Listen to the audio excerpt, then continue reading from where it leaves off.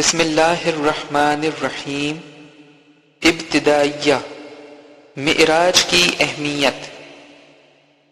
چونکہ معراج حضرت محمد مصطفیٰ رسول خدا سرور انبیاء صلی اللہ علیہ وآلہ وسلم کی عالی شان روحانیت و نورانیت اور اللہ تعالی سے قربت و نزدیکی کو ظاہر کرتی ہے، لہذا دین اسلام میں اس سلسلے کے حقائق و معارف جاننے کی بڑی اہمیت و ضرورت ہے۔ کیوں نہ ہو جبکہ حضور اکرم صلی اللہ علیہ وسلم کی پاک و پاکیزہ اور بابرکت روحانیت ایسی کامل و مکمل اور جامع معرفت ہے کہ اسی معرفت کلی میں کون و مکان کی تمام حقیقتیں اور معرفتیں داخل اور شامل ہیں، اور جبکہ یہی معرفت دین حق کا سب سے بڑا سرمایہ اور انمول خزانہ ہے، یعنی یہ وہی گنج مخفی ہے جس کا پر حکمت ذکر حدیث قدسی میں فرمایا گیا ہے۔ معراج قرب خداوندی۔ جو حضرات قرآنی حکمتوں کی روشنی میں ہر چیز کی تحقیق کر سکتے ہیں، وہ اس حقیقت کو جانتے ہیں کہ معراج کا مقصد و منشا خدا تعالی سے روحانی طور پر قریب ہو جانا ہے، اور یہ فضل و شرف درجہ بدرجہ انبیاء و ائمہ علیہم السلام کو حاصل ہے، اور ظاہر ہے کہ روحانیت، معرفت اور خدا کی نزدیکی کئی درجات میں ہے، لہذا معراج بھی روحانیت و نورانیت کے کئی مقامات پر محیط ہے۔ چنانچہ ہر کامل انسان کا روحانی عروج و ارتقاء اپنی منزلت کی ایک معراج ہے۔ حکمت قرآن کی ایک خصوصیت۔ یہ بات قرآنی حکمت کی خصوصیات میں سے ہے کہ وہ ایک ہی حقیقت کو طرح طرح کی مثالوں میں اور قسم قسم کے الفاظ میں بیان کرتا ہے۔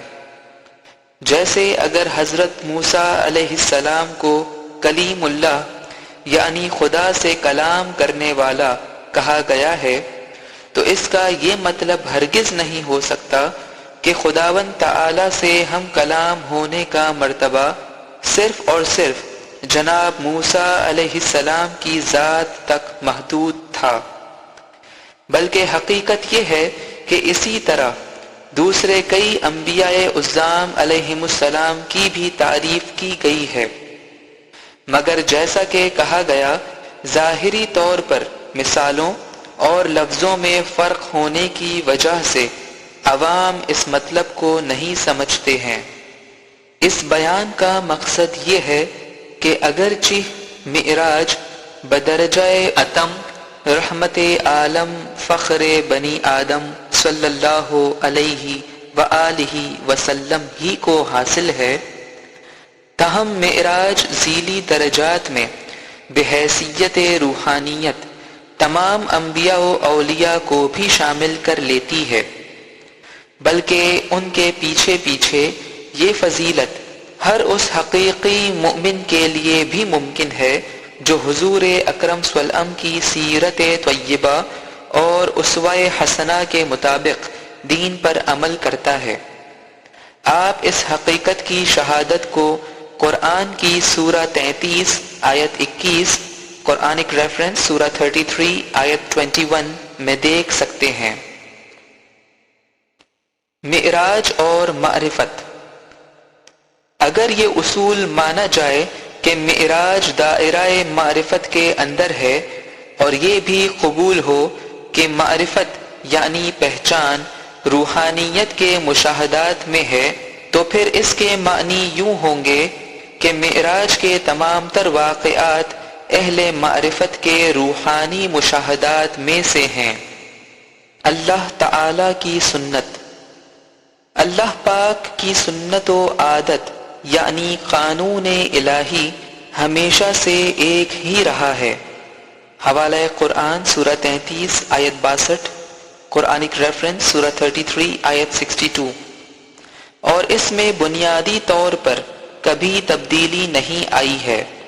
حوالہ قرآن سورہ 33 آیت 62، قرآنک ریفرنس سورہ 33 آیت 62۔ اور خدا سے واصل ہو جانے کا راستہ بھی صرف ایک ہی ہے۔ اس کا مطلب یہ ہوا کہ دین اسلام قدیم ہے اور اس کی کوئی چیز اساسی طور پر نئی نہیں۔ چنانچہ معراج انبیاء سلف کے روحانی واقعات میں پوشیدہ تھی، اور حضرت خاتم الانبیاء صلی اللہ علیہ وسلم پر آ کر پوری طرح سے اس کا روحانی ظہور ہوا۔